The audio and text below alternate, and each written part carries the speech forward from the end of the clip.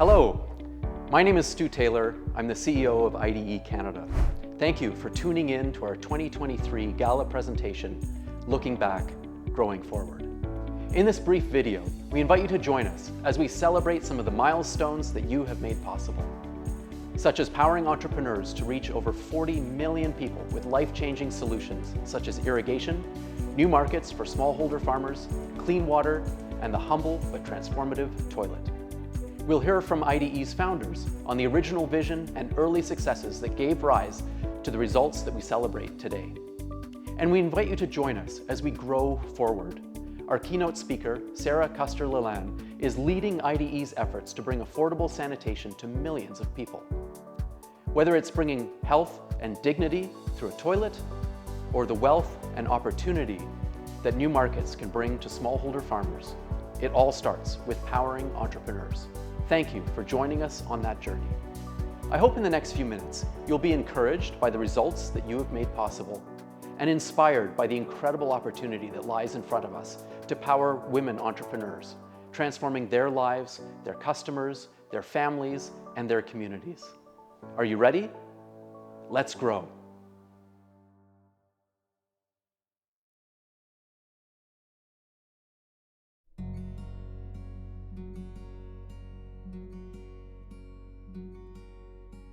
I think what's really different about iDE is the intentionality of listening to people, of starting with not making assumptions about what people need, about bringing solutions that we think will work. I've worked with a lot of people that are experts in their fields and assume that because they have a PhD or they know what, in theory, people need or they think they know, you come with pre-cooked solutions and then you're surprised when they're not taken up or when they're not sustainable. So the first time I heard about iDE was in the context of a sanitation marketing program in Cambodia. And then still while I was at UNICEF, I had the opportunity to work firsthand with the human-centered design team from iDE, so with our innovation lab. And I was really blown away by the difference in approach. I had taken some design thinking courses, I had tried to apply it in my work, but I don't think I was in a favorable enabling environment in terms of the type of organizations that I worked with, the level of bureaucracy, a lot of business as usual, and hoping that results will change. So I think it was really a major game changer for me to see how iDE worked. And that's also reflected in the communities in which we worked. People said in Madagascar, wow, it's heartwarming to see that this product has been designed with me in mind, that you've asked me for my opinions. So yeah, I think that's really what sets iDE apart and what drew me. I think also I have an M&E background, so monitoring and evaluation. And I think a lot of times organizations see data as something that needs to be collected to report back to a donor or to be accountable to institutional funders. But I think at iDE, the focus on data for decision making, on adaptive management, is something that I was really impressed with when I joined, and that is something that I have not seen at other organizations that I worked with. I think also obviously the market-based approaches that iDE takes. As I mentioned, I've worked on behavior change. I spent about 4 years working as a consultant with the World Bank, and those are big infrastructure projects, including some sanitation projects. And it's focused on building infrastructure. So I feel like I've worked either on those big infrastructure projects or on the behavior change side. So I think working with an organization that understands the need to have sustainable solutions that look at the demand side, building people's willingness to pay, doing the demand generation, the demand activation, together with working with entrepreneurs to cater to those needs and to develop solutions. Is really the key to the sustainability and the scale that we've been able to achieve.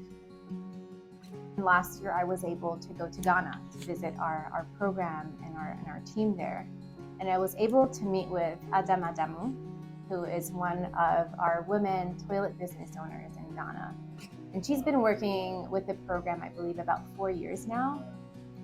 And I met her and I asked her, what has been the most significant change in your life since you started working with Sama Sama, who is the brand. Sama Sama is the brand that we have in Ghana for sanitation marketing. And she said, complete financial independence. So Adam is a single mom. She has 2 young kids. She also mentioned that she's a firstborn child, which is a lot of responsibility. So she said that thanks to working with iDE, she was able to have the tools necessary to start a business. She now employs people. She has created jobs, and she's able to support herself, her children, her parents, also her siblings, and just the pride in talking to her about the financial independence and how important that was to her in creating a better future for her family and her children. I was really touched by that because, she said she was a teacher previously and it was challenging for her. She was struggling to make ends meet and to build a better future for her family. So I just thought about, wow, this is just one person that we've impacted, and think about the multiplier effects generationally with her children, the indirect, effects of her employing people now that then their lives can also be better, without even thinking about the people that are purchasing the toilets from her and how their lives are also improved. So I think it's that multiplier effect that we can have when we work with entrepreneurs like Adam Adamu. And she's one of the 40 under 40 entrepreneurs that have been featured. So it was just an honor to meet her and to know that I'm affiliated with an organization that can create such impact and impact people's lives in that way. So I moved to Dakar, Senegal with my family a couple months ago after a brief hiatus in Denver. So I think actually moving back to the US after spending so long living in Africa was more of a culture shock for me than moving back to Africa. So I have African background, but I never actually grew up in Ethiopia or in Somalia. I've gone back to visit. I spent some time working when I was younger.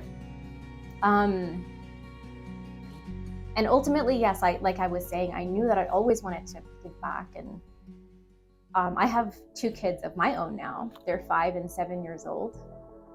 They basically grew up in Madagascar. That was pretty much home for them. And we still have the opportunity to go and visit family back in the US or in Italy. So I also value the opportunity of them seeing other realities, understanding how people in different parts of the world live,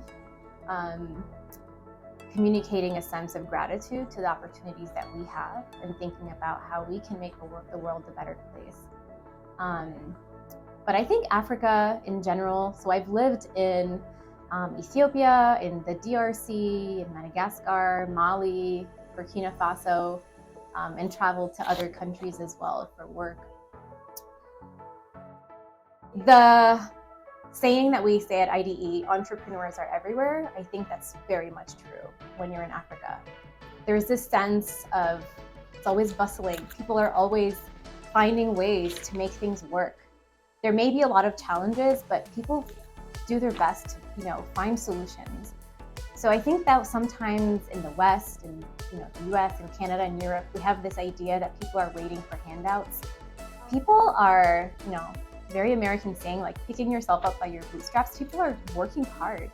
People, you see every day on the side of the street selling food, hawking things on the side of the road. Everything is always in movement. People are always trying so hard. Even myself, when you move, moving to Senegal, in a way was easier than moving to Denver, because I said, I need to buy a new desk. Let me ask my neighbor what carpenter they use. And you find a carpenter and you call them, you draw the table, and now I have a nice standing desk that was made by a local entrepreneur instead of going to the equivalent of the IKEA that exists. So I think there are a lot of challenges, but there are even more solutions when people come up with them. I think iDE is one of the organizations that really intentionally looks back at, what have the successes been, what have the challenges been. And the next step, I think, is a really exciting one for iDE, is with our new moonshot, where we are looking at what is the next phase, what is the next iteration of our impact model. How can we continue to do what we are the best in the world at, which is powering entrepreneurs, and achieve even greater depth of impact and achieve greater scale? And the focus on women entrepreneurs is really exciting for me, because it is going to require us, in a way, to radically shift the way that we work. I think we're going to be doing more of the same in terms of the approaches, but that intentional focus on women, because we know that women are investing in, their children's education and their children's health. We know that women entrepreneurs are involved in businesses that create, positive, public goods and social goods in their community. So I think it's incredibly exciting that we're focusing on women entrepreneurs for our moonshot, and looking internally, what do we need to change? How do we need to readjust our skill sets within iDE? What tools do we need to be able to have the impact that we're hoping for? And then within the communities, what does that mean? Do we need to do more work around changing and transforming social norms? Do we need to work more on including men and boys? Do we need to look into adjacent sectors like menstrual health and hygiene that we're starting to scale up our work in, where we feel that we can have a greater impact? So I think it's an incredibly exciting time for iDE, and I'm lucky to have joined just in time to be a part of shaping the next phase of our journey. Looking at the multi-generational impact that we can have in working with women entrepreneurs that invest in their families and their children, I think it's easy to not take a long-term approach into thinking, well, if I donate today, okay, well, that's nice. I'll see that a woman has sold X, Y, Z over the next, couple of years. But really looking at the multi-generational impact that it can have and how you can transform people's lives by investing in women entrepreneurs is something that we should not minimize or discount.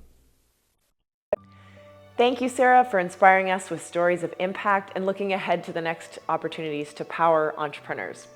My name is Lindsay Poggamiller-Smith. I've been involved with iDE for many years as a volunteer, staff member, and now board member, always a supporter. I have had the privilege of seeing the impact of iDE's work firsthand in places like Ethiopia and Ghana.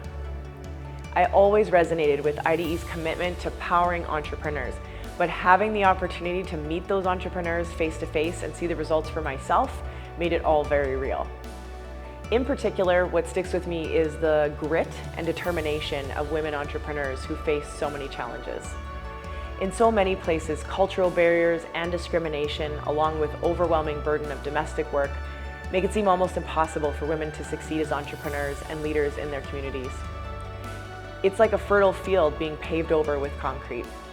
But your support is opening up cracks in that concrete. The stories you have just heard speak to what is possible when seeds germinate and start pushing up through those cracks. Your support is removing barriers, changing attitudes, and nurturing change makers. Our theme this year is about looking back and celebrating the change you have already made, but it's also about going forward. There's so much potential as yet unrealized and so much more work left to do.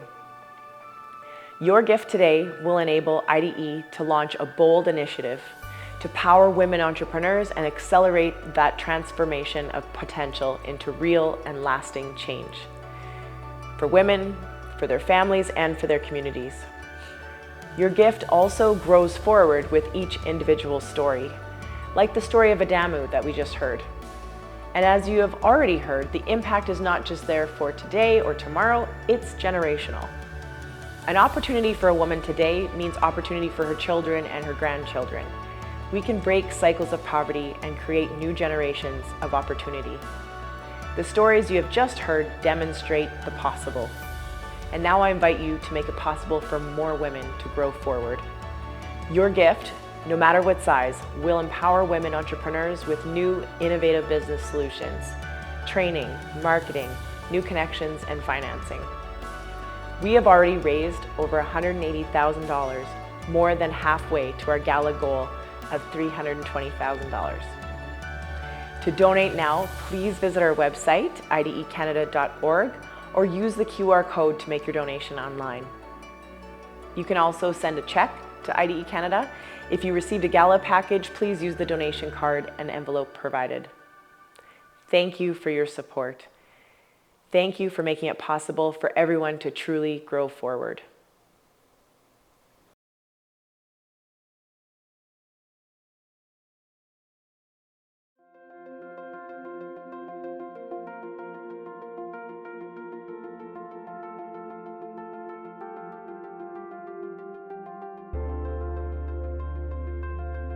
You can't donate people out of poverty. They have to invest their own time and money. Paul's gift was that he saw things differently.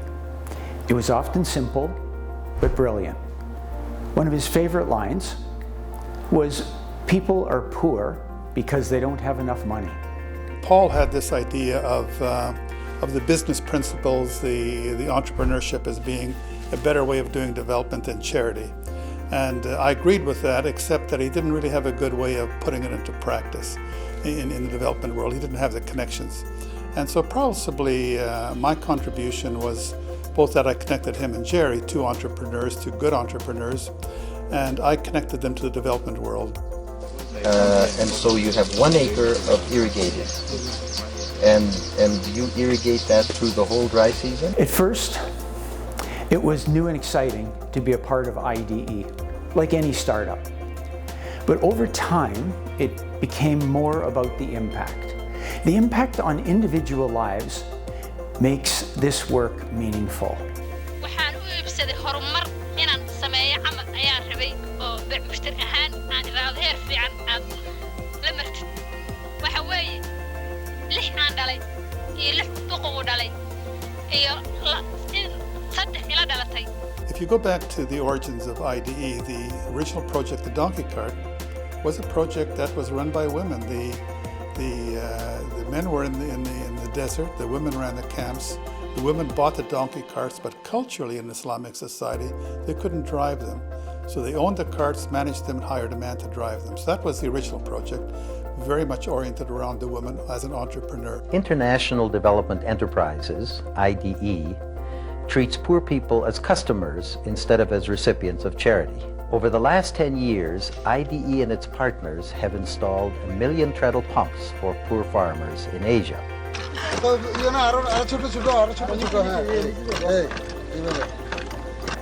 Paul was nostalgic. He would call me up and be very excited about some new development in Bangladesh or Nepal, and he would say, "You know where we learned that? Do you know where we first learned that lesson? In Somalia."